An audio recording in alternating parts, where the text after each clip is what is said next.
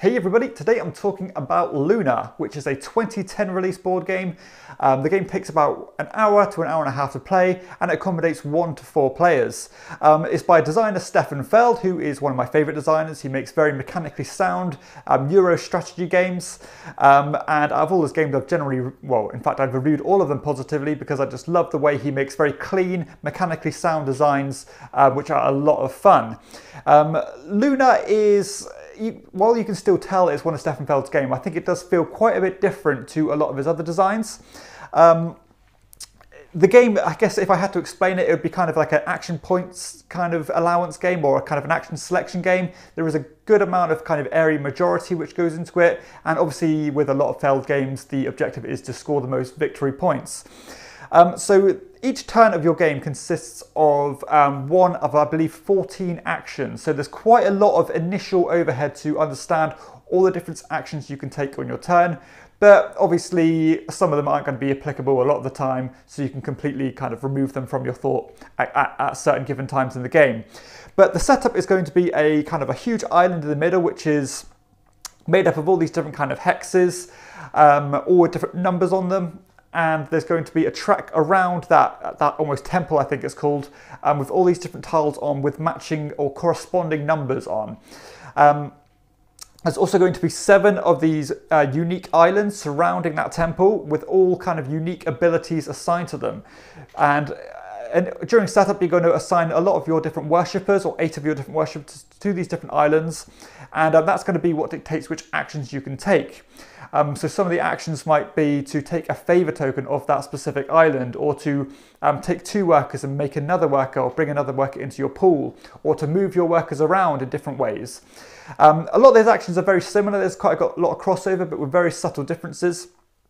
But obviously, yeah, you're trying to kind of use actions to ultimately to get as much mileage as you can out of the workers in order to move them to the temple to claim majorities at the end of the round, because there's basically in the temple there's loads of these different numbers, and when you've placed one of your kind of worshippers onto a tile and moved them into the temple, you're going to not only claim that tile, but you're going to knock off everybody around you, or any opponent around you, with a lower number than that. That's if they're not protected by a book. And then at the end of the round, you're going to score for every kind of person you've got in the temple.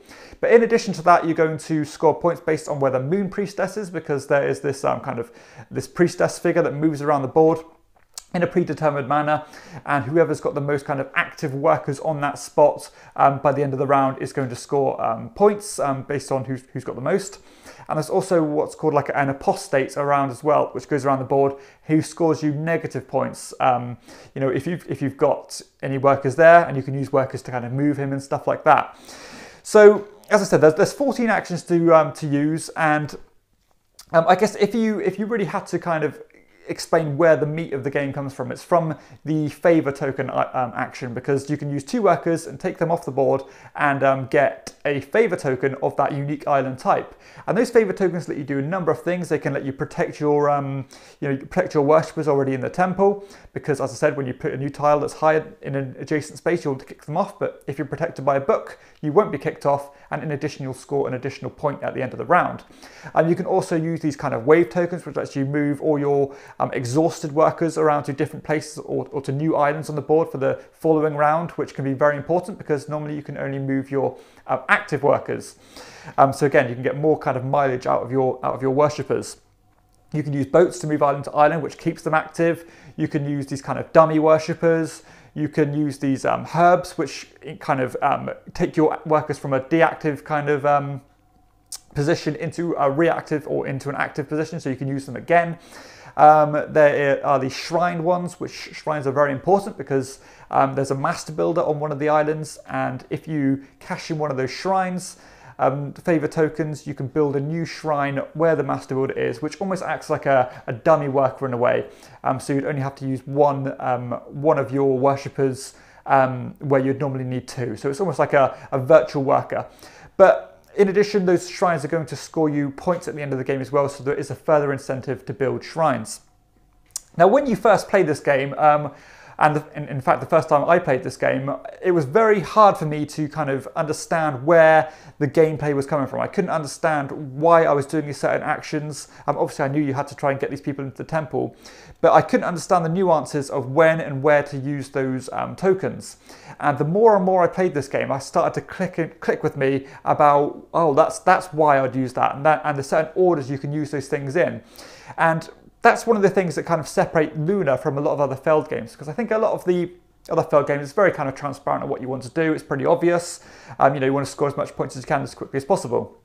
Whereas in Luna, it's, as I said, a lot more nuanced, it's a lot more opaque, and it's one of those kind of games that keep unraveling why you are doing what you want to be doing and how to play better and better each time, which I think is really nice. But again, it's a very kind of different approach to, or a different kind of initial reaction I've had to a lot of Feld games, which is again why I said this game is kind of a bit different to his other designs. But that is kind of one of the things that really fascinated me about it, because when it starts to click, you really do start to see all the different approaches you can take, all the different strategies you can take, when to use things at certain times, when to play the right books, because you are, or there's also a lot of kind of sacrificing your turn short, sacrificing your worshippers short term for long term gain, because you want to move your workers into more kind of lucrative areas when you need to use them, and you'll have to do that in the round prior. You'll also have to understand when you're going to sacrifice your worshippers into the temple, because obviously that's going to score you more points, and the earlier you do them, the more points you get. But it means you're going to have less kind of worshippers in your workforce in order to actually do what you need to do in the future rounds. So there's a lot of interesting things to go on, and I said it's actually quite a hard game to explain why you're doing what you're doing without playing it yourself. So in terms of explaining the rules and stuff like that, I think I'll kind of keep that to a limit in this review, because it's one of those games you really do have to play for yourself.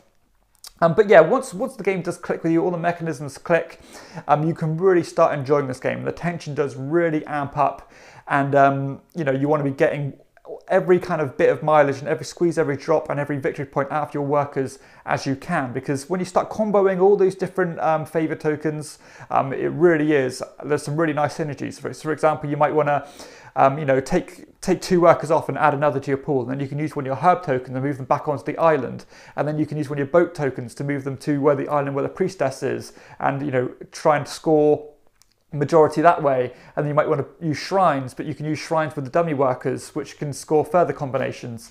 So again, there's what you'd expect from a Stefan Feld game. It's very deep, and this game does keep unraveling and unraveling the more you play it, which is great for kind of replayability and playing it again and again and again. In terms of the decisions, I think it's great. There's every kind of island is completely viable to focus on. When I played this the first time, I thought, I couldn't really understand why some of the tokens were as important as others. I thought some seemed a lot more powerful than others. But when I played it the second time, I really focused on the ones that I kind of neglected in the first game, and got a lot of kind of useful or a lot of use out of them in that way instead. So there's a lot of different things you can focus on, and it's just great. So in terms of the balance and the decisions, I think it's wonderful. All the different approaches are equally viable. Do you want to really focus on getting all your workers into that building? Do you want into the temple? Sorry. Do you want to really focus on the moon priestess? There's a track you can go up which can break ties and also offer you rewarded points. Do you want to try and shaft your opponent by putting the apostate where they've got all their workers and score them negative points? Do you want to focus on building loads and loads of shrines? So again, there's lots and lots to think about, and there's a lot of kind of lining things up and manipulating the board to your needs. And something that leads on kind of naturally from that is the interaction in the game. Because generally the interaction is restricted to the majorities in terms of controlling the temple and controlling the majority where the princess is or where the apostate is.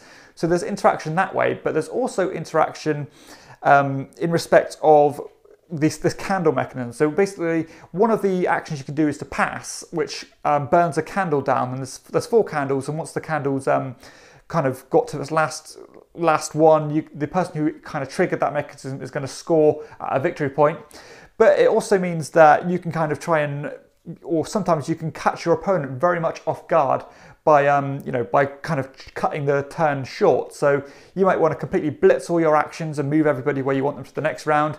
You know your opponent wants to achieve a lot this turn, but you can keep burning those candles one by one and just completely leave your opponent high and dry, not leaving him wanting to do not letting him achieve what he really planned to achieve that turn. So that tension is really nice, and something you really do have to experience. Mechanically, with this Feld game, this game is fantastically well balanced, well designed. Everything just works together like clockwork.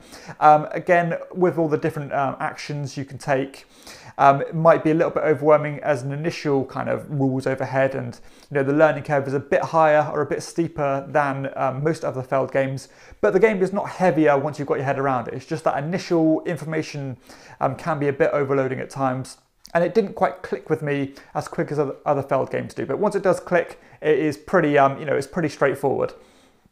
In terms of uptime, this game is fantastic. The game is quick, very punchy, and because you're just taking one of those actions, and the actions do, they're very simple. Take a favor token, move some workers, move the apostate, take one of those tiles, and stuff like that. So again, there's not a lot of bookkeeping. There's not a lot of waiting around, a lot of downtime and anything like that. So in terms of keeping everybody interested, it's very much it does a great job.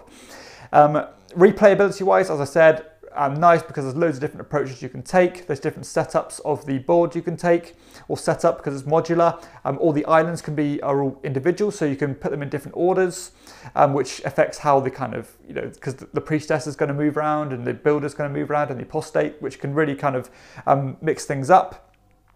And the way the game looks as well, I actually really like it. It has this kind of mystical, fantastical theme, which it looks very nice. It's got Clemens Franz art. It's very nice, clean and cartoony. And with a Feld game, you'd expect the theme to be completely pasted on, abstracted, and just not really make a lot of sense. But while that's true, and it doesn't make a lot of sense, if you think about it, it just works. The fantasy theme just works really well.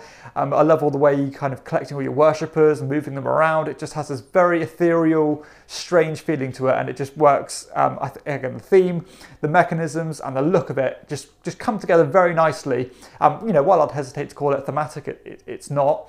It just clicks quite well when you wouldn't think it necessarily would.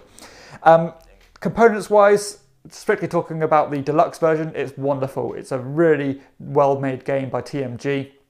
Nice chunky wooden pieces for not only for your play pieces, but for the queen or the priestess and the builder and stuff like that as well. The board is extremely thick and high quality, and the islands are like dual ply as well. So yeah, fantastic. The only thing I would say about the TMG version is that the coins or the metal moon kind of point tokens, they're a bit naff.